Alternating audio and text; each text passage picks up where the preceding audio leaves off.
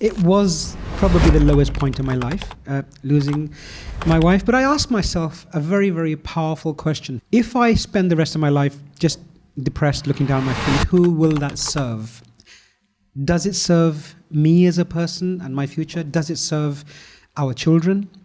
Does it even serve Shafia? Because she always wanted me to be happy. I just decided in her memory to connect with life, and boy did I connect in a big way. Everyone has stresses. I think it's what you do with the stress. Stress is not only debilitating, but it's also a driver. And it's how you see stress and how you handle it. Especially younger people, I find, get very, very married to a certain outcome of a situation. And this is the outcome we want. This is the job I have to go for. And if I don't get it, I'm going to get depressed. This is the person I'm going to marry, and this is it. If I don't get her or him, that's it, the end of the world. And I think we have to get over this. We have to get out of our own way and say that sometimes when something doesn't go according to our plan, it's part of a bigger plan. And I've had that so many times in my life, Faisal. This episode is brought to you by MuslimJobs.io. Today, companies are looking for employees who match their ethics and values. Likewise, employees are looking for companies that match their ethics and values. And this is extremely true when it comes to Muslims who are searching for companies who will enable them and allow them and accommodate them when it comes to their Salah, Eid, and so on and so forth. MuslimJobs.io is a job portal where Muslims can go and find jobs in Muslim lands or in Muslim-run companies, and where recruiters can come to find a sea of Muslim talent to fulfill their contracts. So head over to MuslimJobs.io and sign up. Assalamu alaikum. All right. Biggest question. Morning, Mamu. Wa alaikum assalam. How you doing?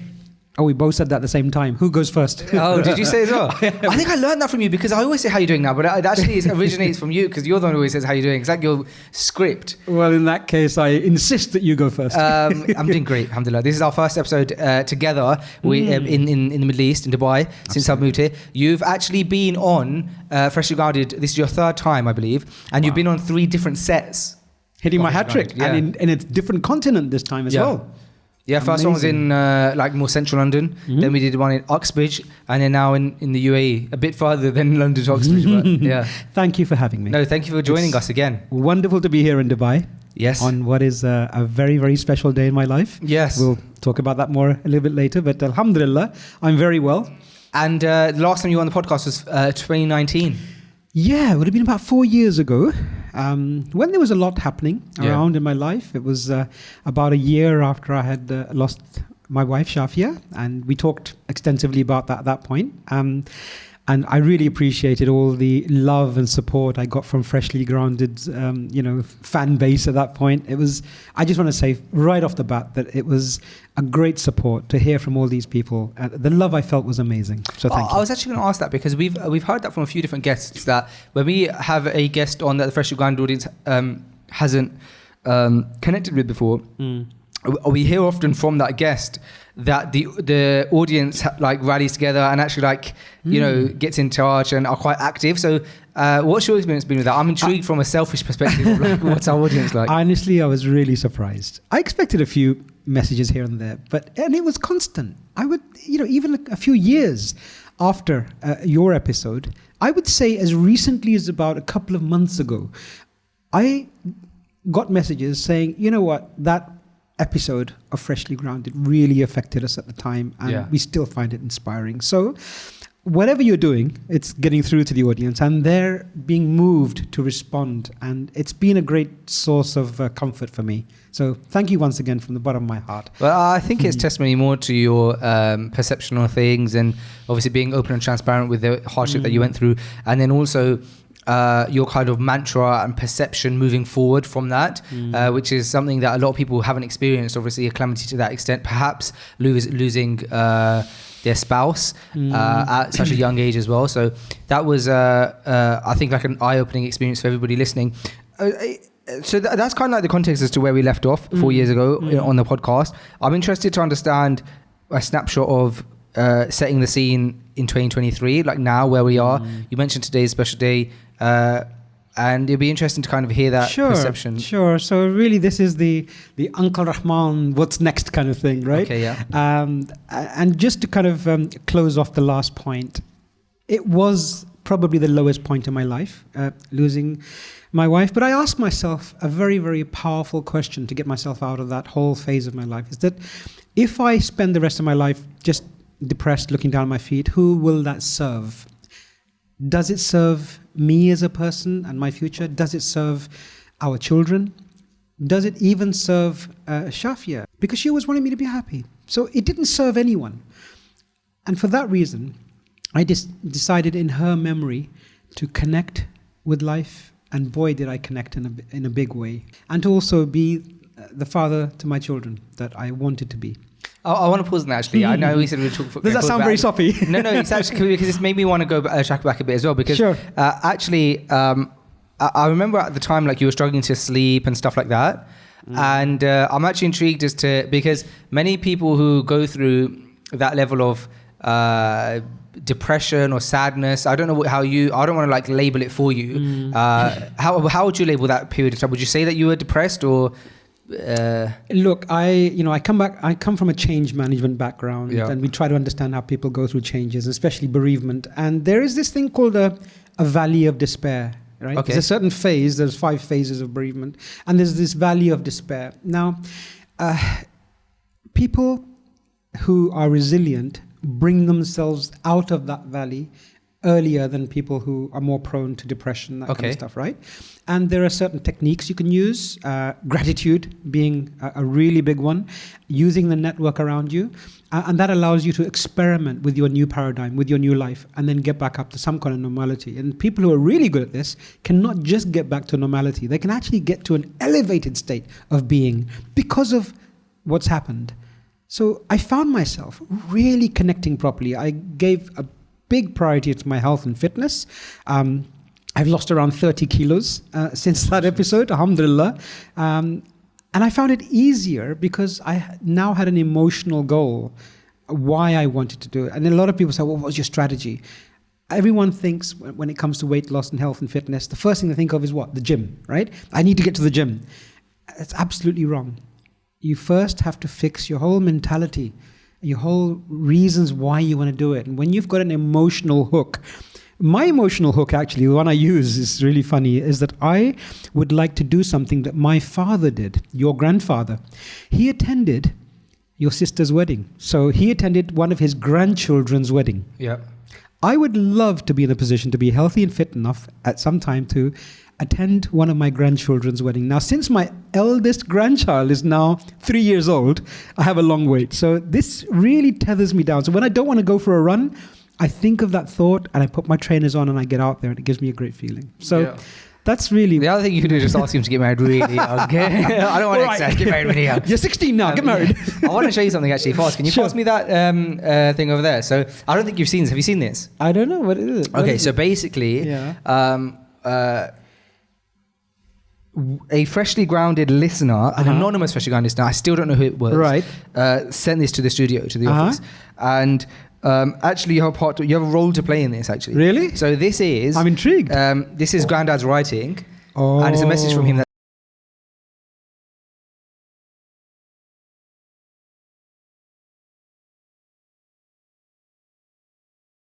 about a year after... and you cleaned out Grandads' room after he passed away. And then this card that had his message written on it was written by him a few days before he passed away, and it was for me. And then and you posted it to me, didn't you? I am a very sentimental person, and it takes a lot for me to throw anything away of this nature. And I don't. I've got so many things of my dad. You would be amazed. I've got his scarf. I've got his prayer cap. I've got stuff he used to use at work. Of course, we've got memories and our sentiments, but there's something about a physical object that person. I've got his wallet. Oh, really? Yes. It reminds you of mine. The reason this is special to me is because I keep he it... He wrote it for you, especially, right? Is because he wrote it for me. Is because his handwriting. Like, every time I look at that, that's only Grandads' handwriting. And... what a beautiful message. That's the main thing. That's the thing. Is that... It's a message that says so little in terms of like in terms of the words, but it means so much, and it's so many different. And sometimes I look at it, and especially when I keep it I keep it on the shelf next to my desk, and I have done since I've got it, and I'm so grateful to the freshly grounded listener who sent it to me. But sometimes I look at it, and it actually means so much, and it means something different at the different times that I read I'm it. sure you get different things, vibes out of Be it. every happy. time you look at It says, "Be happy in your whole life." Yeah, That's such a powerful message, and only my dad could have written that. It's Yeah. amazing. So that was kind of what you said. But back to the sleep thing. Did you ever have to take tablets to sleep? You know, at the very beginning, my doctor did put me on medication for a while, and he said, this will just keep you, ticking over as a person, and it'll avoid you getting depressed. And I came off those tablets very, very quickly. That's what I was going to ask. Didn't need them. So you don't have an addictive personality, it seems. Well, it depends what you're talking about. Yeah. But no, But generally speaking, no, I don't. Because the fear is that you could end up down, because you're now like, I have to like police myself with. I'm not joking. I've had sleeping tablets. No, like, I actually have to. I keep sleeping tablets out of my ability to just access them whenever I want, because I'm just addicted to happiness, and I'm an adrenaline junkie. Yeah, I just love positivity and just getting cool vibes. I love doing different things. But did you manage to see the documentary on Oxytocin? Oxytocin. Did you see that documentary? No, I didn't. I just know how to say oxytocin. Yeah, exactly. It's really interesting because it talks about it goes into how the drug was made and how it kind of the media they use the media and marketing to kind of fool people into thinking that this was something that people needed, and then people got addicted to it, and essentially the world of like drug usage in when you're going through a rough time and you could just do with a good night's sleep and stuff like that. Yes. There's a very thin line. It's very easy for the rest of your life to just become dependent on those drugs to function as a normal person. I use natural. Yeah, so I guess I was intrigued as to kind of how you got out of that. Yeah, so it was right, as I said, very top of what I said was that I just connected with life again. I just totally reconnected. I want to let all of your audience know that I'm okay. Uncle Rehman is doing fine. Yeah. Alhamdulillah. Here I am on the final day, and this is why it's a special day for me. Today is the final day of my 50s. Wow. So I'm 59.99 years old. Yeah, reoccurring. Exactly. So at midnight tonight, wow, I start my next decade. Yeah. When you finish a decade, it's even more so, isn't it? That you kind of reflect back on the decade. So obviously, I've lost some very special people in this decade, which I've already spoken about. But I want to now look forward, and I want to use this as a trigger point for me. What is the next decade going to look like? Now, I'm one of those lucky people who can actually hand on heart say that every decade has been better than the last. So my teenage years were definitely better than the previous decade. My 20s were better than the previous one. I got married in my 20s, we had the first kid. 30s, amazing, because I got the dream job of my life. We moved to Saudi Arabia. 40s were terrific. 50s have been, apart from the two sad bits, they've been the best decade of my life. I've achieved so much in this decade. So now moving forward, it's a tough act to follow, but I am actively taking steps to make my 60s my best ever decade. And so I'm going through a whole mind shift state at the moment. They say that in life you have to not only learn things, but unlearn things as you develop as a person. There's not enough emphasis on the unlearning bit. So many things, parts of our character we develop as we're growing older actually don't help us. Our thinking doesn't always help us. Little habits, little resistances you build up. You don't like getting out of your comfort zone in certain parts of your life. They really affect your future. So you find me in a period of unlearning a few things. Okay. And this week, the big thing is I'm starting my journey as a video content creator. Oh, wow. Yes, of course. I thought you were going to talk about the run, but the run will come. Let's talk about the run as well. All right. Okay, yeah. So you're at 60 years old, going to begin your new career. No, you're still going to be doing what you're doing, but as in you're going to start your content creation, which you've been speaking about for the last decade.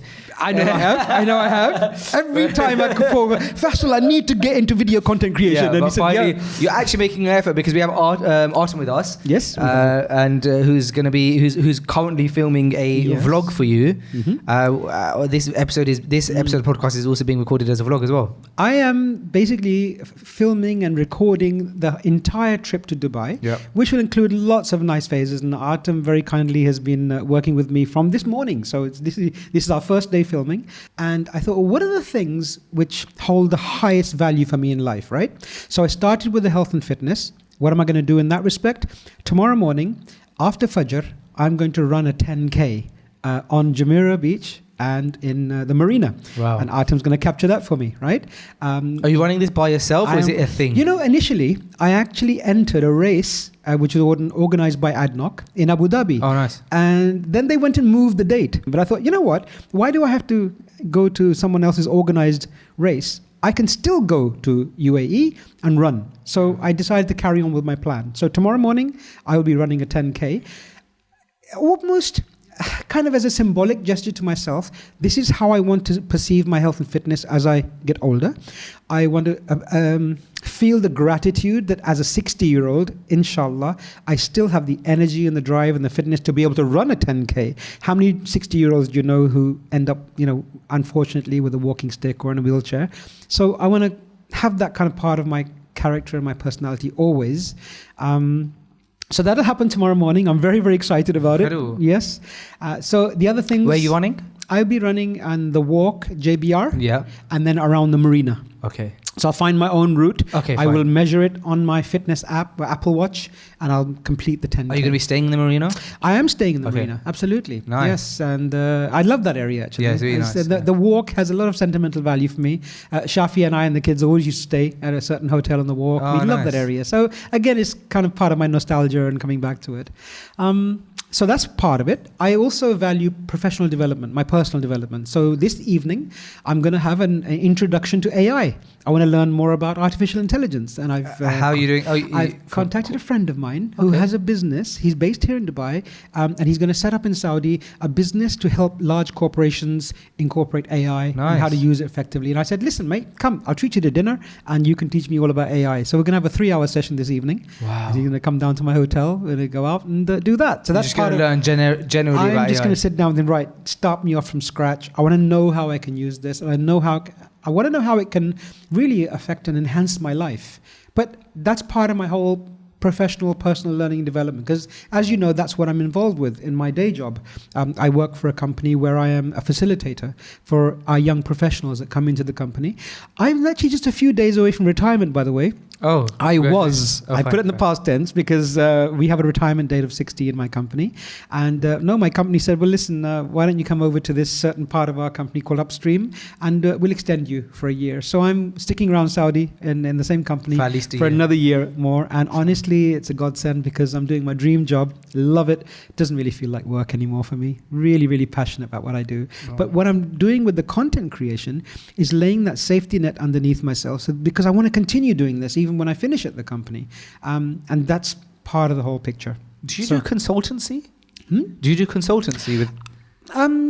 It feels I am like it's thinking- such a perfect fit for you, right? The new venture which I'm setting up will have an element of consultancy. I'm launching in Q1 next year. Okay. So as we speak, the website is being built, the branding is being done, and I'm very, very excited to launch it. I'm tempted to just give a little snippets of information here, but honestly, just wait till January.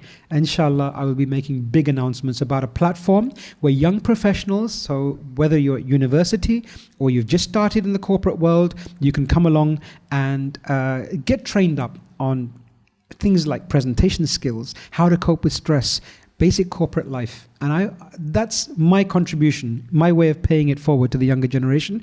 And it's what I expect to be doing for the rest of my life. But I want to do it properly. you Yeah, know? makes sense. I want to scale up my influence in Saudi, around the Gulf, around the world. So wherever you are as a young professional, I want you to be able to link to me. And there'll be many ways you can do that on social media and through my website. But let's leave it there for the moment. Yeah, that'd be That's the interesting to dig plan. into. It's a teaser. So one of the things I want to touch on is you said that you want to do this run as like a symbolic thing to yourself. Yeah. I find that really interesting because I've heard of a few people, mainly like people who are like in upper echelon of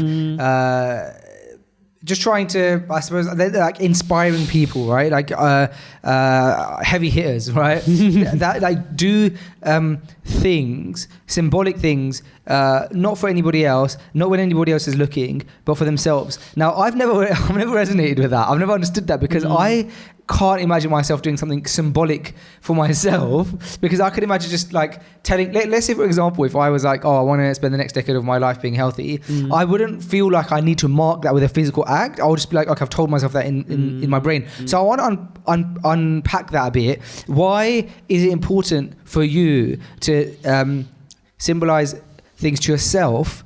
I'm sure maybe in the past you've like maybe bought yourself a gift or like written something down. People, people journal. I know I don't journal. I've never journaled. So all of this whole kind of like way of living life, I see a lot of benefit in, but I feel like I would not be being sincere to myself if I was doing it, because I was like, that just doesn't feel like me. I would love to understand the mindset of that. I think I can answer that in two ways. There are two statements I can make. One is that I just love doing stuff that fills my gratitude banks, because it's a bank on which you can draw at any time if you're feeling stressed, right?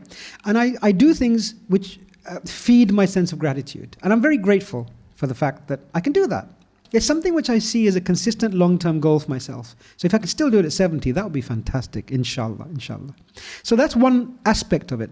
The second is, if someone asked me what really connects me to life, is that I want to live a life of significance. I want to help others and inspire others, because that's what feeds me as a person. It's what feeds Rehman and makes me do what I do. I could have an easy life now, to be honest, Faisal. I've finished my career almost. I've worked hard. I've been at the company now for 22 years. And you could say that, wouldn't this be a great time for you to just relax and enjoy, your kids and your grandkids? MashaAllah, I've got 3 grandkids now, alhamdulillah. And there's something inside me that says, you know what, you've still got a lot of life left in you, and there's a lot of work still to be done. And that's a prime reason that's always pushed me in life. Otherwise, I could have been sitting in a nice cushy job in the UK with that same feeling, no, there's something else. There's something bigger to do. And that was initially led me to Saudi Arabia. I gave up my job and I came on a consultancy role to Saudi. And that was the best decision I ever took in my life. And here I am 22 years later, really happy with that. So that's also the reason that drives me to do these things. And it makes life so much more interesting. It lets me meet interesting people. People, come back to me and say, Rehman, I really feel that inspired me. And that's what I want to build my new brand on. It will be called Hello Rehman. Everything I do will be branded Hello Rehman, because I want people to say hello to me. I will give back whatever you're looking for in life, inshallah, within my abilities. Do you feel stressed ever? Yes. And then how do you manage that? Absolutely. Everyone has stresses. I've been very stressed in the last week or so, organizing all of this and also trying to do my day job and do all the preparation. I think it's what you do with the stress. People often ask me, are you nervous when you're about to go on stage to hundreds or sometimes thousands of people? Of course, but stress is not only debilitating, but it's also a driver. And it's how you see stress and how you handle it. And I suppose over the years, I've built coping mechanisms and how I handle stress. I think as you grow older and wiser, you tend to take less stress. Today, for example, coming to meet Arden, I took a wrong turning, or I didn't take the right turning, ended up costing me another 20 minutes on the journey. Now, that's welcome to Dubai, he said. Exactly, but look, the younger Rehman would have got really frustrated with that. Oh, I needed to get there at that time. But now the older, wiser person thinks, you know what? Things happen for a reason. And maybe there is some benefit to me having missed that turning. So that's another way I think of coping with the stress, is that just roll with it a little bit more. It's okay. It's not the end of the world. Think of the worst case scenario. What's happened now? I'm going to be 20 minutes late. Can I live with that? So often I think as people, especially younger people, I find, get very, very married to a certain outcome of a situation. And this is the outcome we want. This is the job I have to go for. And if I don't get it, I'm going to get depressed. This is the person I'm going to marry, and this is it. If I don't get her or him, that's it. The end of the world. And I think we have to get over this. We have to get out of our own way and say that sometimes when something doesn't go according to our plan, it's part of a bigger plan. And I've had that so many times in my life, Faisal. The first job I ever applied to in Saudi, it didn't come through, and I got depressed about that as a 20-something-year-old. Later on, I found out that the job I actually got in Saudi was 5 times better than the one I'd initially been offered. So That's how I handle stress. And I keep happy. I keep connected to my gratitude bank. There you go. The thing is, though, you do seem, and I know you to be someone who's so structured and organized. And I would imagine if somebody is so structured and organized that if something falls off a bit from that structure or organization or things go wrong, that it would actually be like Jenga blocks falling. True. But you're saying that's not the case, or it has been the case, and you'd learn to deal with it. I think option B. Yeah, I used to get, and I think you've probably even seen me getting very frustrated when someone's late to an event. And I've seen that. Yeah, I've seen that. Yeah. But I think now I have learned more to cope with it and understand that people are different, and something that might be, very, very important to me and my values may not be for them, and you cope with that. Yeah, I ask for a reason. I ask because as I've gotten older, I've become more structured in some things. I'm very unstructured in many things, but there's some things that are important to me that I'm incredibly structured in. And what I found difficult is when something doesn't go according to my plan, I find it very hard because I'm like, well, it's now ruined everything that I had in mind and domino effect. And I feel like it's somebody else's fault or something like that. I can't think of a specific example right now, but I'm a bit of a scheduling freak. I schedule all my calendars, and I've sunk my calendars up with my synced. Is that right? Yes. I've synced my calendars up with like my work and my wife, and stuff like that, and so. Those kind of things, and so now I find it difficult. I don't think I'm like so pedantic with it. And there are a lot of things that I'm not great at with structure. I'm not an organized person in terms of like my clothes and my desk and stuff like that. But I'm structured, and then I find it hard when that structure falls off. You know what? I think it used to be like that. You're showing high emotional intelligence there, Faisal. Believe it or not, one of the signs of a high EI person is that they're very, very self-aware, and they always have a lot of self-reflection going on. So it's not a bad thing, and it's understanding who you are, what makes you tick, what makes you work, what makes you productive. So it's not such a bad thing to be understand what things you need to organize and what things are okay, left unorganized. And I think I'm very, very clear on those now. And I have actually hired a VA now. That's a big step I took. Yeah, that's good. So I have a virtual assistant who takes care of a lot of the things in my life that don't give me joy. Yeah. Admin, research, various things. And I think that was a big step in my life. That's good. Yeah. That's so good. That's something I would suggest maybe a lot of people to try. I've heard that. Anybody who has a VA is like, I can't believe I went so long with that one. You have to have a good one though. And I actually interviewed, I think it was about 7 of them before I found the one that was really, and she's been with me now for about 4 or 5 months. Okay. Amazing. And does she have like access to spending money or like passwords, or how deep is it? That part of it at the moment. Because some people have that. But there are VAs who will basically be able to make payments for you and whatever. Yeah. I share bank statements with her so she can do some analysis for me. But at the moment, if there are payments that need to be triggered, I do that myself. Okay. Yeah, makes sense. Yeah. You could maybe start with like giving an allowance of like anything up to $100. You don't have to ask me. True, like that, right? True. So she'll deal with people in the UK for me, for example. She's based in the Philippines. Okay. And they honestly, Philippine VAs make really, really good VAs. I know they're also available in Pakistan, India, Bangladesh, anywhere. But I find that the Philippine VAs are really good because they've got great communication skills, very friendly and professional, and they get the job done.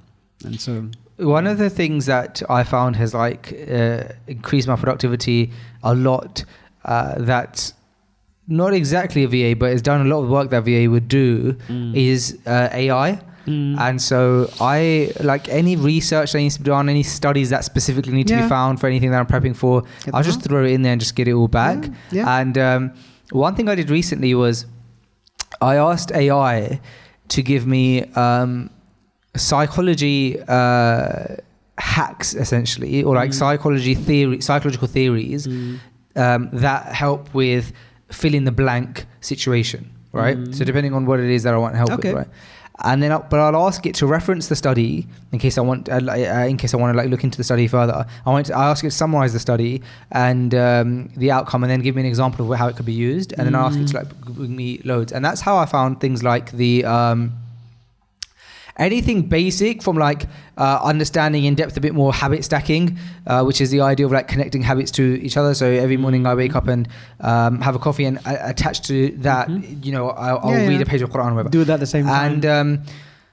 And you've interviewed the guru of productivity experts, Mr. Ali Abdal himself. Yeah, I've interviewed Ali Abdal. Yeah. That was helpful. Yeah. He's amazing. I think you know, if people follow him and just he's written a book. I hear recently. Yes, he has recently written a book. So it's amazing. There's so much help out there if you feel you're not very productive as a person and you want to become more productive. Yeah.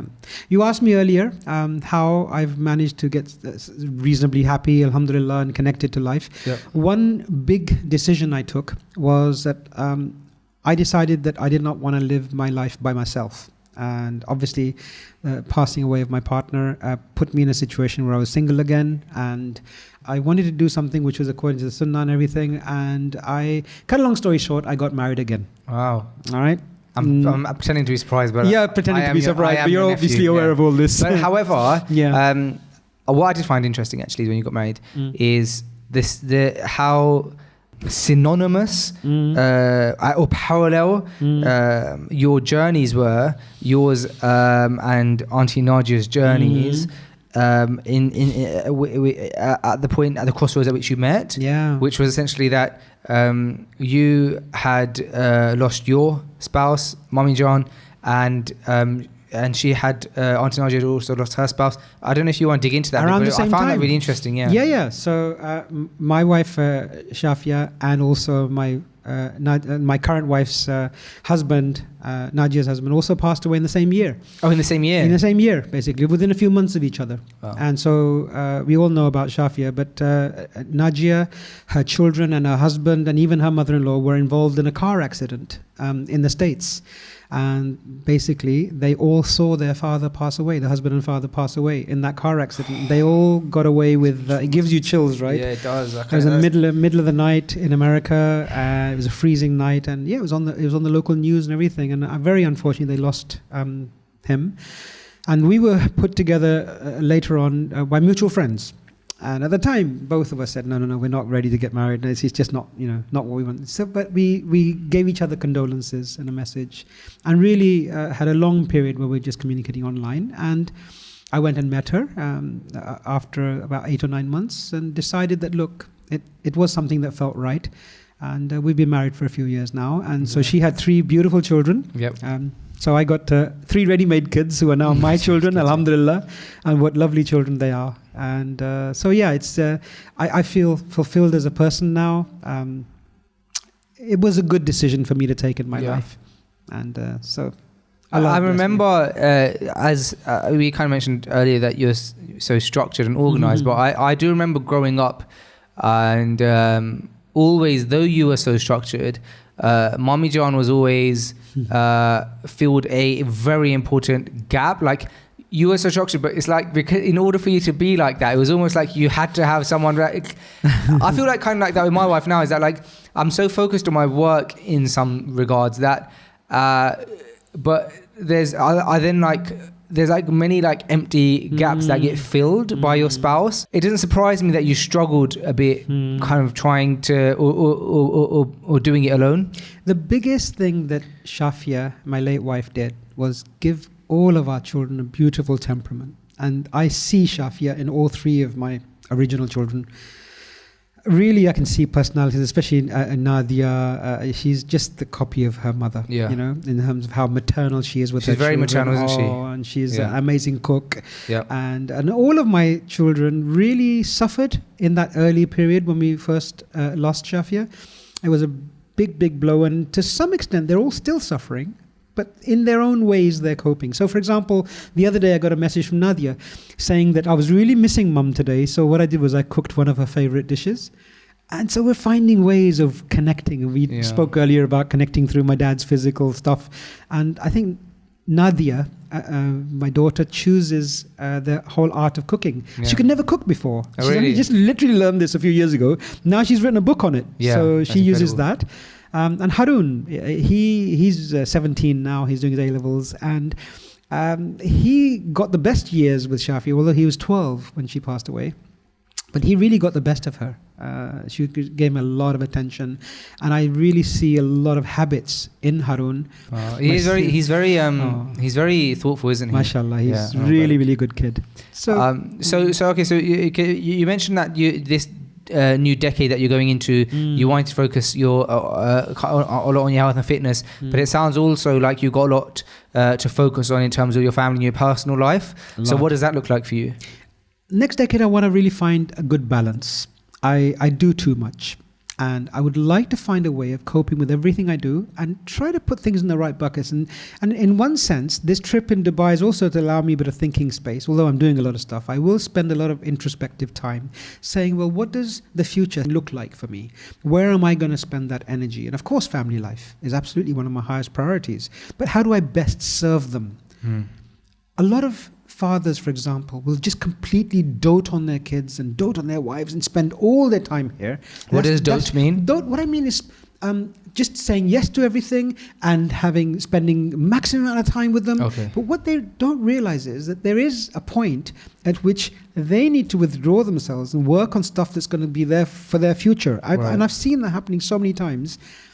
The point I'm driving at here is to have a sense of balance. Sure. It's no good being an ever-present father, but their financial future isn't taken care of because you're not doing the right stuff for your career and your personal development. Sure. So getting that, and I want that sense of balance to be even better in my life. So health and fitness, family.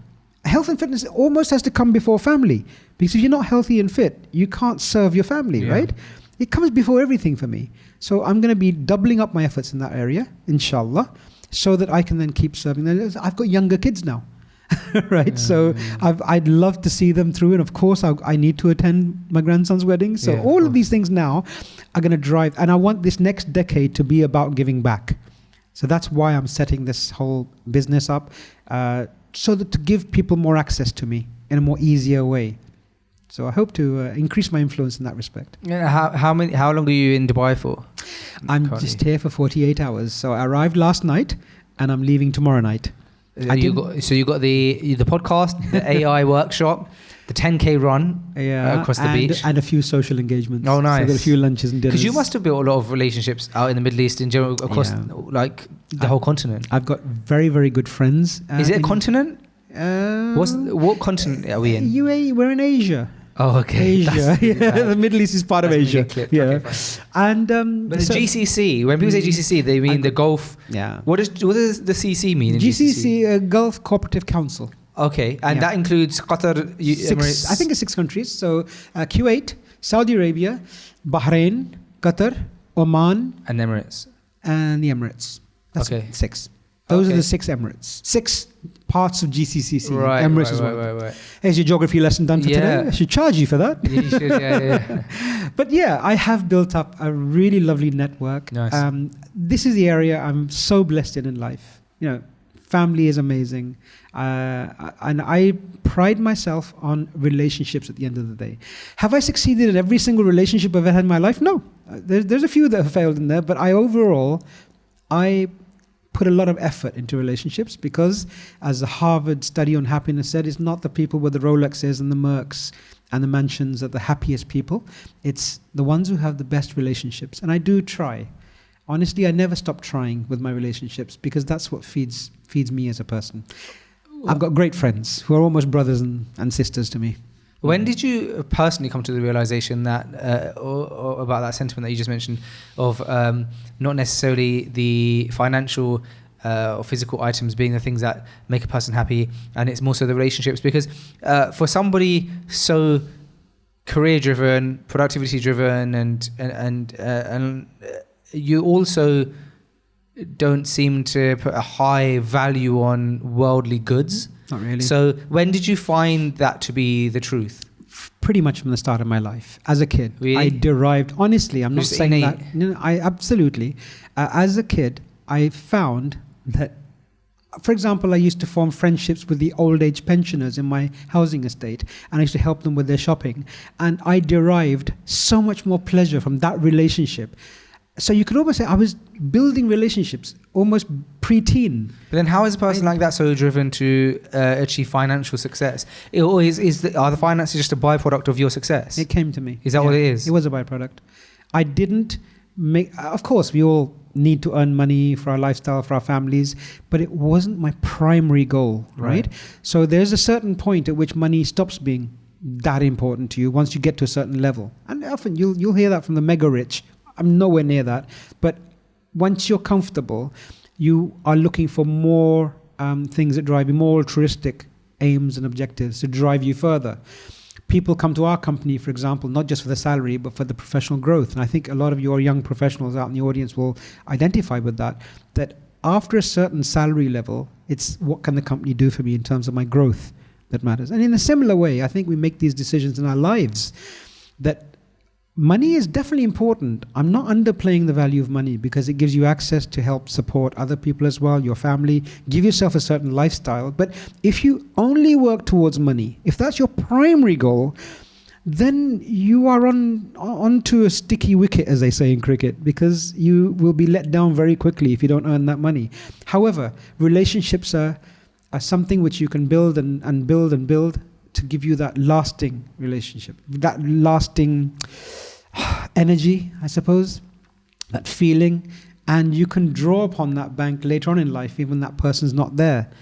I still draw upon my relationship with my dad, shared some beautiful moments with him and how good he was with me. And we had our ups and downs. I'm not saying it was plain sailing all the time, but I can sit here and think about something I did with my dad and it just still gives me reason to smile. I'm lucky enough to have my mum still with me, and she's an amazing lady. I talk to her pretty much every day, if not every other day. And it's the relationships. I'm about relationships. Yeah, she told me that she knows that you're coming because she was like, I told her all about it. Yeah. Oh, but what about difficult people though? Because if you're a person who has a lot of relationships, you're networking a lot. You have to, of course, although I'm sure a majority of people are good, you must come across people that are difficult. How do you maneuver those individuals when you come across them and manage your relationships with them? Because surely sometimes you just have to be in. I'm sure there's people listening here who have got difficult managers at work, or people in like their extended family that they can't necessarily avoid, and they find those relationships difficult. How have you managed those relationships? Gosh, how many days do you have for that answer? It's a very, very tough thing to talk about very succinctly, because we're all going to come across people in our lives that the relationship isn't so easy. I think the short answer is that you invest time and effort up to a certain point, but if you honestly feel that you're not getting a return, you have to ask yourself the question, is it worth more of my time? Will it make me a stressed and depressed person if I devote more time to this? And does that person really want a relationship with me? Is it worth investing? And sometimes, unfortunately, the answer is no. Yeah. And that's not happened too many times in my life, I have to say. Yeah. I suffer fools gladly. Okay. So I do give people 10 chances before I think, you know what, it's just not worth it. I've tried, I'm sorry. And that's not happened too many times in my life. But I do give people a lot of chance. I get on very well with difficult people because I want to hear their stories. I want to understand why they're difficult. What led them to that? I almost treat them as a case. And I love unpacking people. Like, I guess you're unpacking me right now. Yeah, well, I think you can, because you had so many experiences. Yeah. I guess you can always find something that you relate to in an individual, right? Sometimes I feel I'm diplomatic to a fault, and I end up sitting there myself, Rehman, why are you still talking to this person? What is driving you to invest so much time in this? And so especially maybe that's something I need to unlearn as I go into the next decade, because time is a limited resource, and as you get older you start remembering your own mortality. And when you're your age, Faisal, you're going to live forever, right? But at some stage you think, I have to devote the right time to the right things so that I get the outcome from my life. And as I said, I want to go back to the statement I said, that I want to live a life of significance, because after a few generations you get forgotten, right? Yes. You remember your grandfather, but do you know anything about your great-grandfather? No. So after a few generations, you're just dust and Yeah. no one really remembers you. So what I'd like to do is leave some kind of legacy, some kind of way of people remembering my contribution to them, to the world. And it can be as simple as I was kind to someone. That's a legacy. That's a part of your legacy. Or it can be something really big. You helped someone financially, or you helped to build something. So I would like to feel that through this kind of thing and through my online presence, there's a record of what I did for other people. And so I'd like to feel that in a few generations' time, the name of Rehman Akhtar will still be alive, or Uncle Rehman to your audience. Well, it will be, because it's podcast. I'm not deleting it. Good. Akhtar, thank you so much, Manuel, for your time. I always really appreciate it. It's been a pleasure. And it's been a pleasure to have you on. Alhamdulillah, the equipment has all survived in the Dubai, in the desert heat. And, next podcast when I'm 70, inshallah. yeah, inshallah, after your 10K, probably before your 10K run. I think that's certainly after 10K run, you're going to be I'll be back. Yeah. Thank you so much. It's been a pleasure having you on. Likewise. Assalamu alaikum. Alaikum assalam.